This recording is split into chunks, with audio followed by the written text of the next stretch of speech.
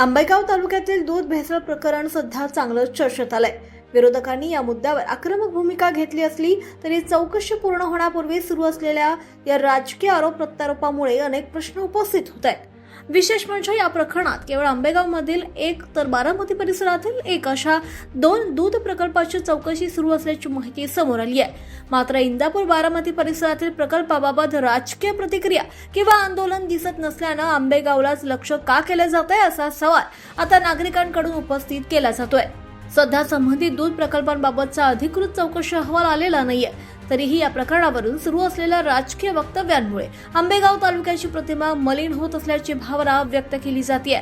दरम्यान नागरिकांचं म्हणणं आहे, जर कोणी दोषी असेल तर त्यांच्यावर कठोर कारवाई झालीच पाहिजे। मात्र चौकशी पूर्ण होण्यापूर्वी संपूर्ण तालुक्यालाच बदनाम करणं योग्य नसल्याचं मत अनेक जणांनी व्यक्त केलंय। याचबरोबर तालुक्यातील रस्ते, पाणी, शेती, रोजगार आणि इतर विकासात्मक प्रश्नांकडे लक्ष देण्याची गरज असल्याचं नागरिकांचं म्हणणं आहे। केवळ एका प्रकरणाभोवती राजकारण फिरण्यापेक्षा विकासाच्या मुद्द्यावर चर्चा व्हावी अशी अपेक्षा व्यक्त केली आहे। आता सर्वांच्या नजरा चौकशी अहवालाकडे लागल्यात। अहवालानंतर सत्य काय समोर येईल याकडे सर्वांचं लक्ष आहे। परंतु तालुक्याच्या झालेल्या बदनामीला जबाबदार कोण असाही सवाल आता नागरिकांनी विचारलाय। ब्युरो रिपोर्ट, राष्ट्र संवाद न्यूज नेटवर्क।